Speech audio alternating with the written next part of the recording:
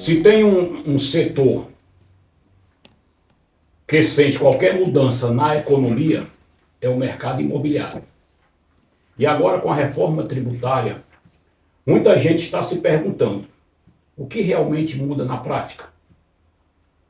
Esse é o Tributo em Debate, um espaço para conversas reais sem juridiquês, com quem vive o dia a dia dos negócios. E hoje vamos conversar com um empresário que conhece o mercado por dentro. Já milita especialmente com loteamentos e incorporações há mais de 30 anos.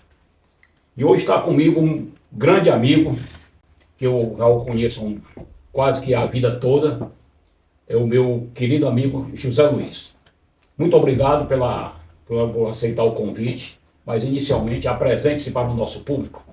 Inicialmente agradeço, José Carlos, pelo convite. Eu sou José Luiz, sou corretor de imóveis, sou empresário, já tenho essa atividade há mais de 30 anos, né, no mercado imobiliário, atuo no mercado imobiliário não só na comercialização, na estruturação, mas também estudo o mercado imobiliário. Me diga uma coisa, Luiz, aí com seus mais de 30 anos no mercado imobiliário, o que mudou no perfil dos investidores e compradores de loteamentos e incorporações? O mercado imobiliário ele tem uma relevância, hoje ele representa 15% do PIB. Tá? O mercado imobiliário hoje ele tem uma grande vantagem, ele é um produto de necessidade, segundo a pirâmide de Maslow, né? Dentro da hierarquia das necessidades, ele está dentro de uma prioridade do ser humano. Então, o mercado imobiliário ele depende de quê? De ambiente, de cenário. O cenário que a gente está falando é com relação à condição de compra. O mercado ele é regulado pela demanda e pela oferta. Então, a demanda ela existe, é histórica e ela é reprimida, quer seja para moradia e quer seja para investimento. Então, ela depende muito do cenário econômico. Então, nesses últimos 30 anos, a gente teve ciclos. A gente teve o boom imobiliário, no finalzinho da década de 90, até aproximadamente aí, início dos anos 2000, e depois ele se estabilizou.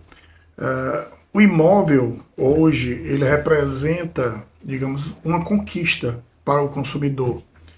Ele é um bem de raiz, é um bem de valor. E é uma conquista, é status. Então, o que move o mercado é exatamente isso, a questão da conquista. Então, a gente teve, nesse período desses 30 anos, né, ciclos, né, que eles, tanto por conta do crescimento das cidades, como também da facilidade de recursos para financiamento, que hoje o mercado ele ainda tem uma representatividade graças à abundância de financiamento. Você acredita que com isso o perfil dos investidores, dos compradores mudaram ou ainda permanece o mesmo perfil? Como todo o mercado mudou o perfil, a relação social ela muda no decorrer do tempo. Mudou o perfil. Dependendo do mercado, dependendo da situação econômica do mercado, quanto mais dinheiro, capital sobrando na mão do brasileiro, do usuário, né, a tendência é ele deslocar aquele recurso que ele tem excedente das despesas para investimento.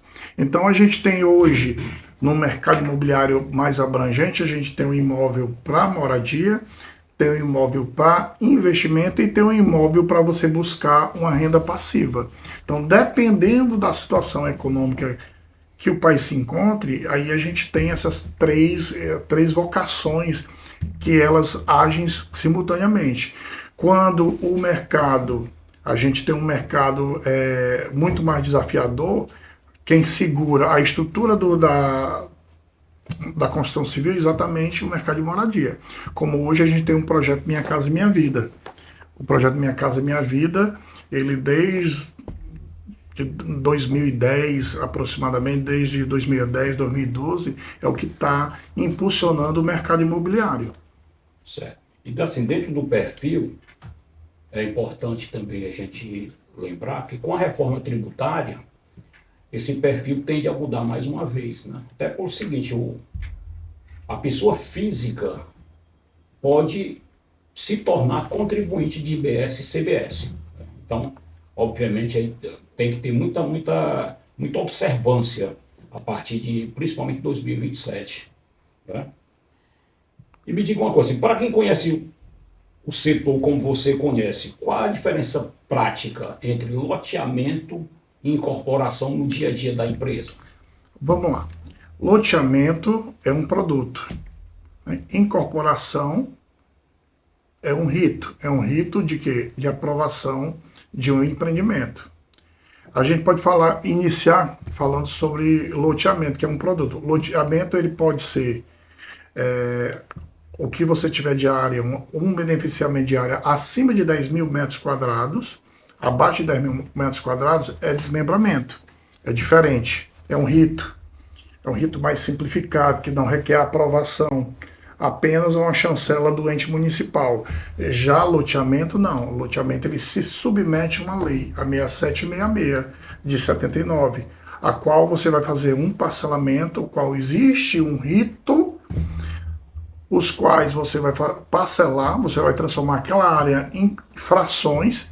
Dessas frações você tem que destinar áreas legais, tais como área verde, área institucional, vias, passeios, e tem também a questão da responsabilidade do incorporador, que não é só ele parcelar, é parcelar, dotar de toda a infraestrutura, e aí a gente vai entrar na questão do rito. O rito seria exatamente da incorporação imobiliária. A incorporação imobiliária nada mais é transformar um produto, né, de fato em produto de direito. Então existe um rito. No caso de loteamento, você tem que fazer um anteprojeto. Do anteprojeto você tem que submeter a uma anuência do ente municipal.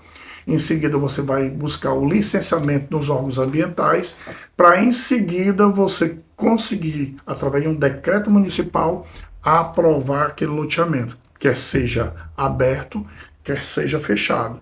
Uma vez aprovada via decreto municipal, você pega toda essa documentação e você vai depositar em cartório.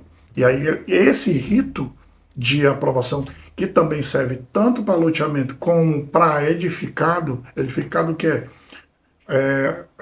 unidades unifamiliares ou multifamiliares, desde casa, duplex, condomínio fechado e até edifícios. Então todos se submetem a uma incorporação imobiliária.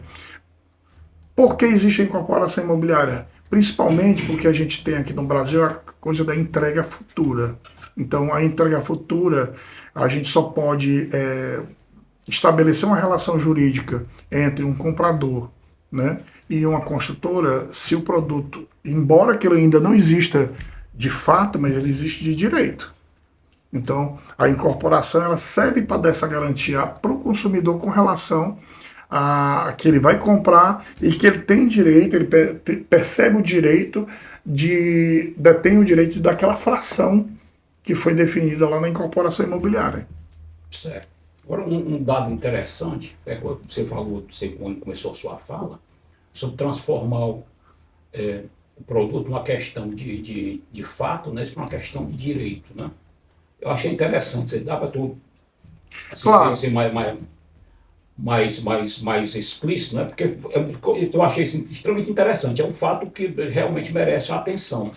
Vejamos, quando eu falo um imóvel de fato e de direito, o imóvel ele pode existir fisicamente, mas se ele não tiver registrado num cartório de registro de imóveis, ele não existe de direito. Muitas pessoas têm de forma equivocada a imagem de que detém um imóvel sem documentação, ele acha que ele tem o direito pleno, e não tem. Ele precisa ter o registro desse imóvel. Tanto é que a Lei 13.465, né, que é a lei do REURB de 2017, ela veio exatamente para poder chancelar isso, porque no Brasil a gente tem um grande problema. O problema é de pessoas que detêm a posse do imóvel, mas eles não têm a propriedade. Então, a diferença entre a posse e a propriedade é o seu poder de dispor.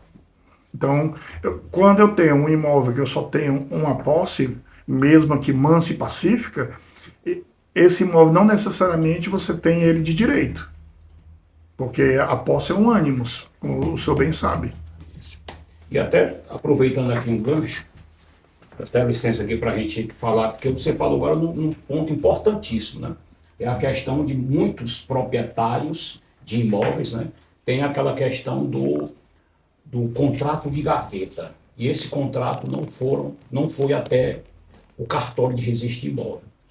E, José Luiz, você sabe muito bem que quem não registra não é dono, né? Esse é o primeiro risco, mas um risco muito grande. É com relação agora com o advento da Lei Complementar 214, que criou o Cadastro Imobiliário Brasileiro, né, que estamos falando hoje, que ele será o CPF dos imóveis. Então, aqueles que não detiverem o seu nome lá na matrícula, está correndo um outro grande risco, que é exatamente a questão dele ser fiscalizado pela Receita Federal. Porque geralmente as pessoas que têm o seu imóvel só no contrato sendo de gaveta, não declarou esse imóvel na sua declaração de imposto de renda. E o CIB, que vai ter aí o auxílio do Sinter, né? Então haverá todo esse rastreamento do imóvel. Então aqueles que detêm a sua propriedade, né? Entre aspas, né? Porque tem a posse, né? Só com o contrato de gaveta, ele está correndo mais um risco, que será exatamente ser fiscalizado pela Receita Federal, e com certeza será. E aí, além do risco de não ter o imóvel, né, correrá um grande risco de autuação da Receita Federal. Né? Então, você vê como o perfil do proprietário hoje de imóveis, né, realmente, aliás, obrigatoriamente terá que mudar. Né? Mas outra coisa, e hoje? O que mais tira o sono de quem desenvolve empreendimentos? Seria custos, prazo ou burocracia? O que tira o sossego de quem empreende nesse país é a burocracia. Infelizmente, é uma luta, porque a gente tem um rito bem definido, tem a legislação, mas infelizmente, eu que trabalho com vários municípios e também em estados, apesar da lei ser una, cada um interpreta de sua forma e faz suas exigências dentro da sua conveniência. Então a gente tem um problema muito sério com relação a, primeiro, a burocracia para você aprovar um empreendimento, esse rito da incorporação.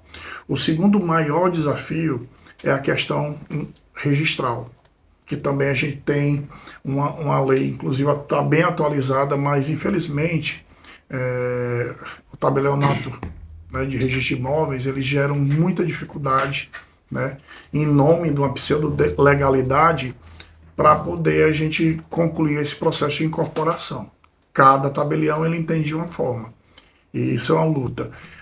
O outro desafio, eu estou falando voltado aqui para loteamentos, é a implantação da infraestrutura. Porque apesar de que o incorporador ele tem fins lucrativos, mas ele acaba entregando, tá, equipamentos urbanos, quer seja para o ente municipal, quer seja para as concessionárias, a custo zero. E a gente tem a dificuldade, depois de tudo pronto, tudo feito, de entregar. Um exemplo claro hoje é um desafio, é você aprovar uma rede elétrica.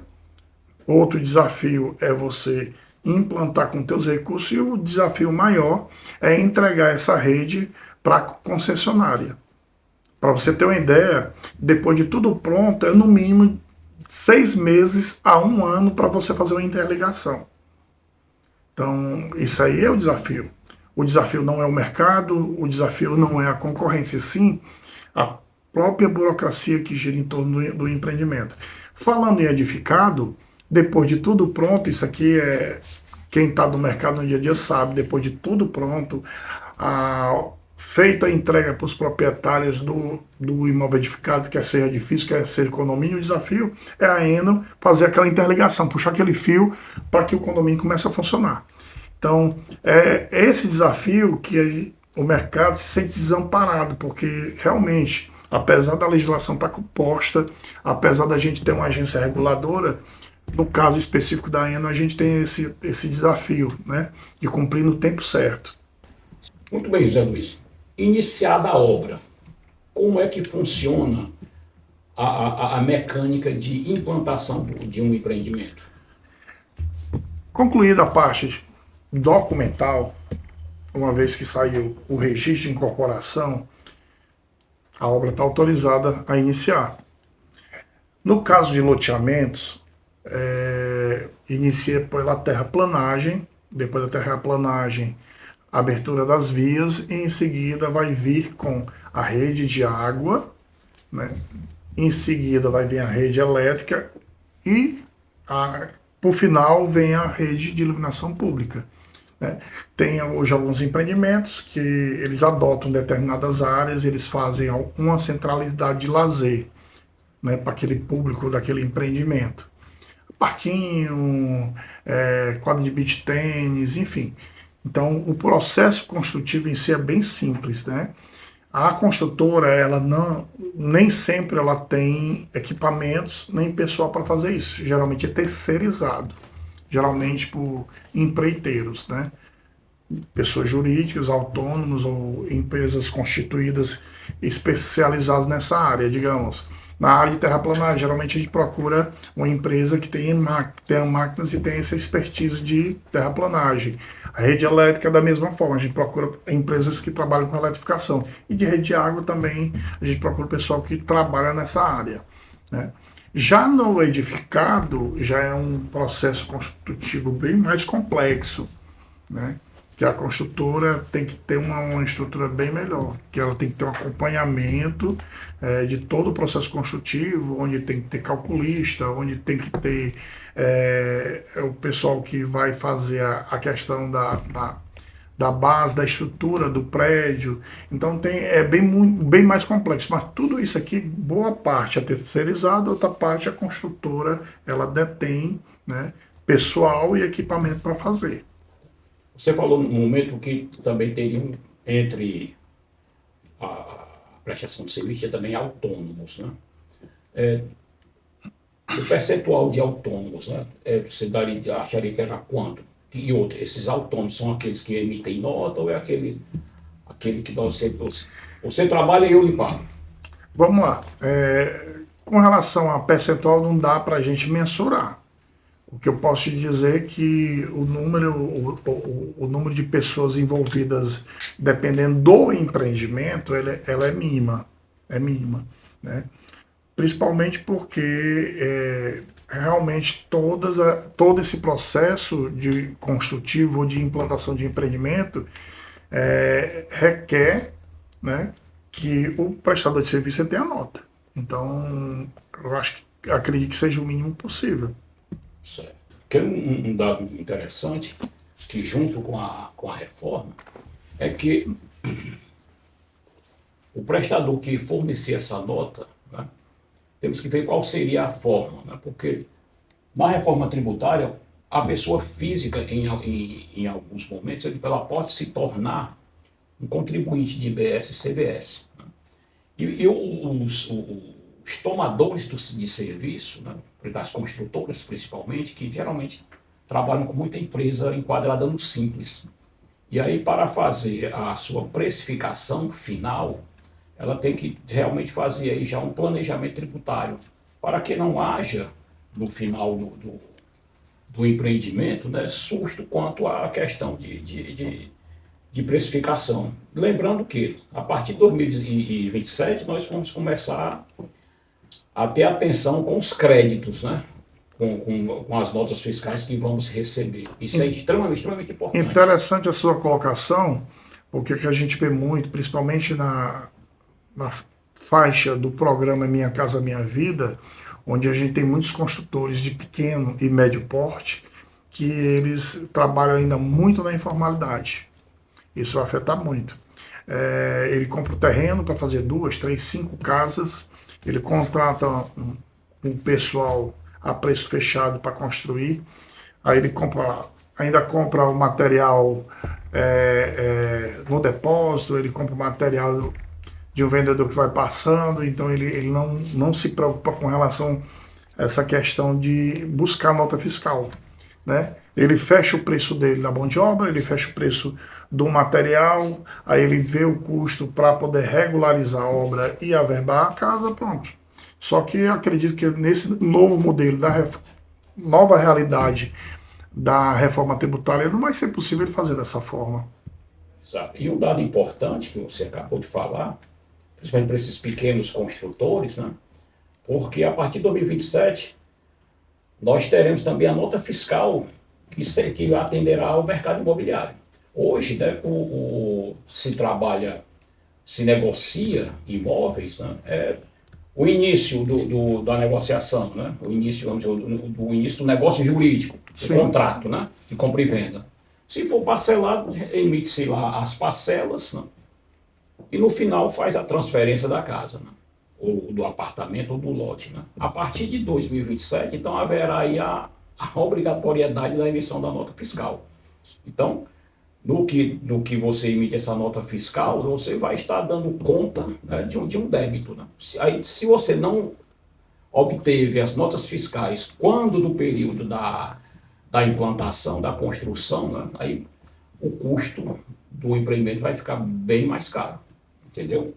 E aproveitando aqui a deixa aqui com relação aos custos, né, eu te pergunto aí, dentro da tua experiência, esses custos que se absorvem, né, ele é difícil de repassar para o consumidor final?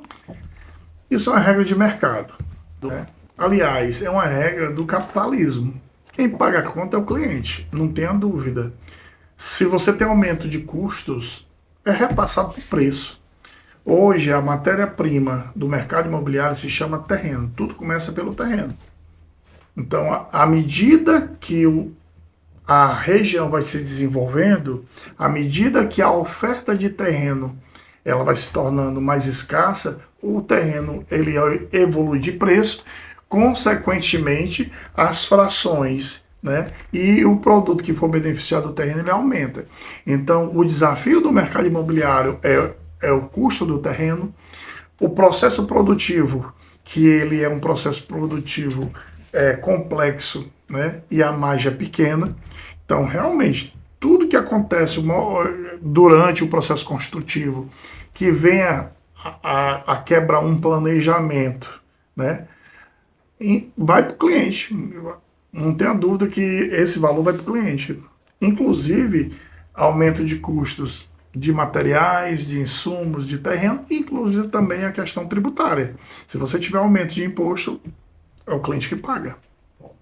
Dentro desse cenário que você acabou de falar, né, o ambiente de negócio imobiliário ficou assim mais previsível ou mais desafiador?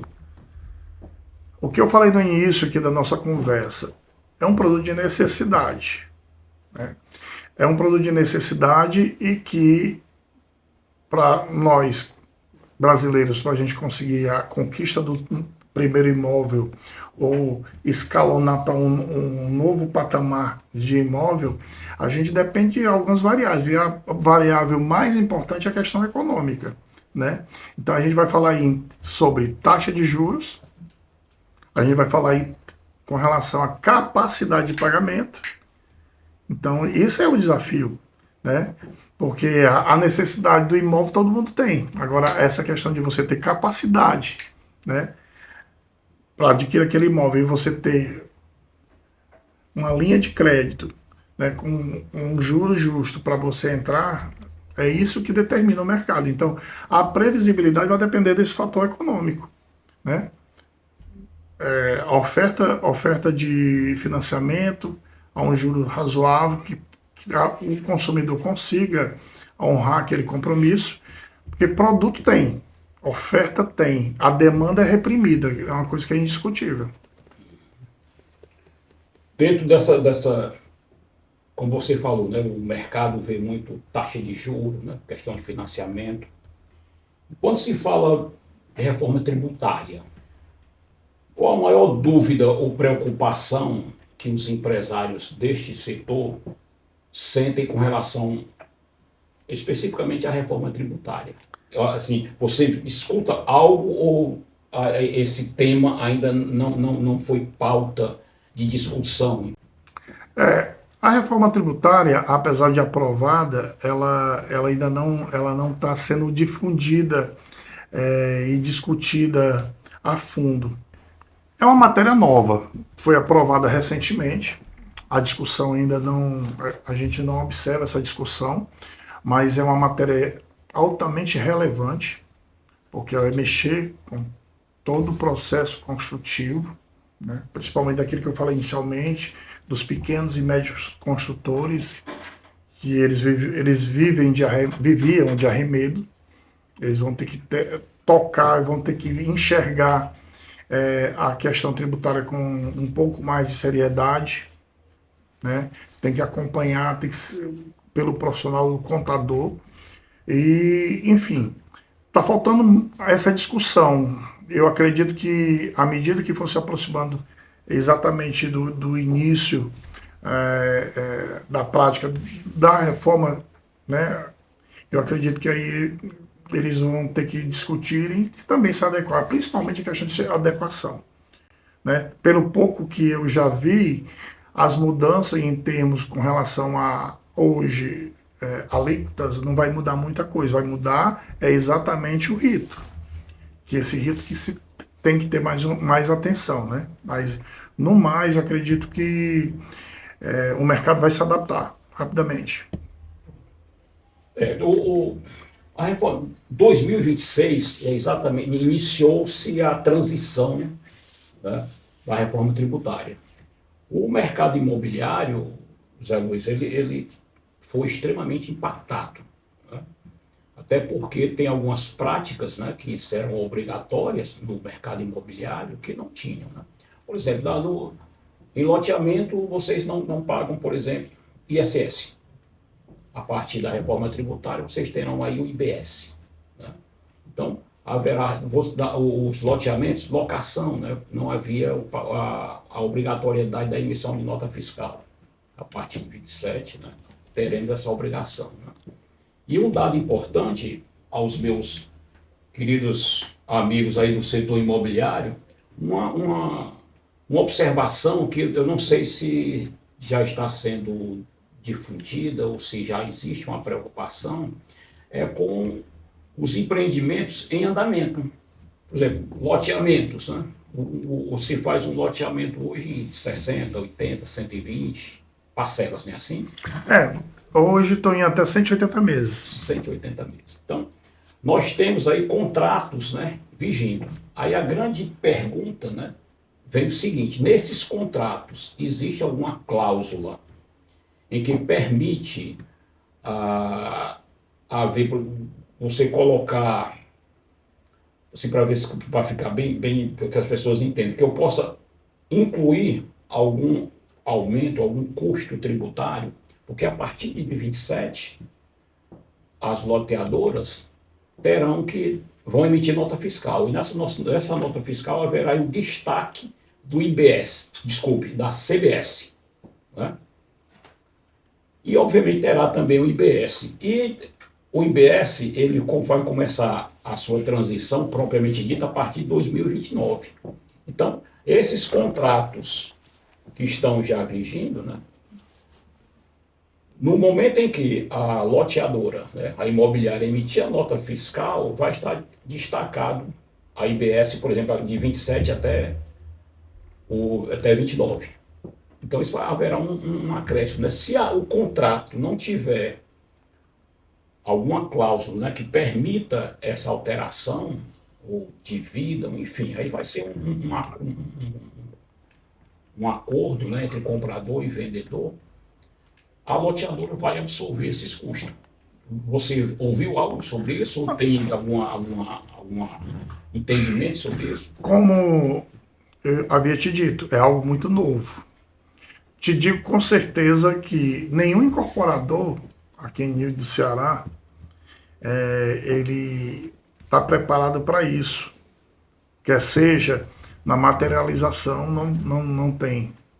E é uma matéria nova que deve ser bem discutida, porque realmente é algo novo e que, aquilo que eu falei, tudo quem paga é o cliente. É um custo que o cliente vai ter que pagar. Não é bem um acordo, isso aí é uma imposição por conta de uma reforma tributária. Então é algo novo que não estava, que a gente tem que lembrar, que não está na composição de custos daquele empreendimento que foi feito há 2, 3, 4, 10 anos atrás. Para os novos, né, para os incorporadores que estão lançando agora, é interessante exatamente eles fazerem esse ajuste. Mas para o que está já vigente, rodando, isso é outro desafio que o mercado imobiliário ele vai ter que superar. Aproveitando esse seu gancho, então, dentro da sua extensa experiência nesse mercado, que conselho você daria hoje para quem quer investir ou empreender no mercado imobiliário? O mercado imobiliário ele é um mercado pujante, de alta rentabilidade e que traz para o investidor garantia que o seu capital ele vai ser multiplicado. Né? Vale a pena você fazer o investimento, quer seja pela moradia, quer seja pelo investimento, pelo pequeno investidor, quer seja aquele que quer realmente incorporar. Vou provocar aqui, tá certo? Vai lá. Que é uma provocação para você. Depois de tantos anos, tá certo, no mercado, o que é que ainda te motiva? O que lhe motiva? O que lhe dá aquela garra? Hoje eu vou e venço. Vamos lá. Eu abracei o mercado imobiliário há 30 anos. E de lá para cá, já contribuí para comercializar em torno de 80 mil unidades loteadas, lotes, quer seja em loteamento aberto e loteamento fechado. E aproximadamente umas 2, 3 mil unidades de imóveis edificados, ou seja, casa, apartamento, né, casa plana, duplex. E o que me motiva é ser o instrumento para transformar vidas. Porque é uma coisa muito interessante quando você encontra um usuário, um comprador, um pseudo-comprador, que ele está procurando um imóvel. Aquele imóvel que, na maioria das vezes, é o único imóvel da vida dele. Talvez ele nunca mais vá me comprar novamente. Mas ele vem e a gente consegue, né, a partir da identificação de necessidades, adequar um determinado produto e contribuir para que ele realize aquele sonho. E isso é muito gratificante. Estou cansado de estar em supermercado, em outros shoppings, em outros ambientes, e a pessoa pegar na minha mão e dizer, Zé, muito obrigado. Isso é o que motiva a gente poder contribuir. Porque a contribuição não é só a financeira, é a contribuição social. Né, de ser o instrumento de aquisição do imóvel e a gente poder ofertar para aquele cliente a segurança dele estar fazendo um bom negócio. Jean Luiz, muito obrigado pela sua dedicação, né, porque é muito bom a gente conversar com um profissional que ama o que faz. Mas eu ia terminar aqui cometendo uma gafe, né? Tem outra coisa que eu sei que você ama muito, que é a síntese, que eu tive a honra, né, de acompanhá-la. Eu gostaria que você falasse para os nossos amigos, né, nossos ouvintes, o que é a síntese. Bem, a síntese é um projeto, né, profissional. Inicialmente entrei no mercado, trabalhei por mais de 6 anos com a pessoa que me ensinou, que era o mercado imobiliário, que é o Walter Mota. Hoje ele é o CEO da W Mota. E eu achei que era o momento, né, de eu encampar um projeto. Esse projeto ele já tem mais de 24 anos, né? É uma empresa que ela é voltada, ela é especializada em loteamentos. Hoje a gente, além da comercialização, a gente faz a parte de inteligência comercial. A gente trata desde a aquisição do terreno, né, para aqueles investidores que querem entrar no mercado. nos procure. Eu estou com capital, estou querendo investir, estou querendo multiplicar o capital. A gente consegue elaborar um estudo de viabilidade econômico-financeira. Em seguida, a gente compra o terreno, a gente prepara um fluxo de investimentos, aprova o empreendimento, embala o produto para o mercado, lança o produto, apresenta para o mercado e a gente faz até a parte de recebíveis. Então, esse é o nosso trabalho. Hoje a gente está mais voltado para a parte de consultoria, né, consultoria imobiliária. E é isso. É o trabalho que a gente faz com seriedade, com respeito e com muito amor. A Síntese Imóveis fica localizada na cidade dos Funcionários, onde a gente já atua há mais de 25 anos. Nós somos especializados em loteamentos, na estruturação de loteamentos e comercialização de lotes e também de imóveis edificados, né? Casas, apartamentos, condomínios fechados.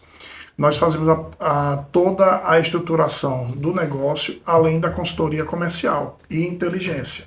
E se você quiser investir no mercado imobiliário, quer saber mais sobre o mercado imobiliário, tem capital e está querendo multiplicar, eu vou deixar meu número aqui, 859-9955-6000. A gente tem uma conversa, a gente está aqui preparado para te dar a melhor orientação possível. Agradeço a participação do nosso ilustre convidado e reforço. Debates técnicos e responsáveis são fundamentais nesse momento de transição da reforma tributária. Se esse conteúdo foi útil, acompanhe o canal, dê o seu like. Se você quer nos ajudar, sugira temas, conteúdos, que nós estamos aqui para divulgar, comentar e obviamente aprender mais sobre a reforma tributária, sobre o mercado imobiliário. Este é o nosso primeiro podcast. Então, com este podcast, não queremos trabalhar com juridiquês. Queremos conversar com empresários, como foi aqui com o senhor José Luiz, de uma forma em que todos possam compreender e principalmente participar. E assim sendo, se você gostou, deixe seu like, compartilhe, se inscreva no canal.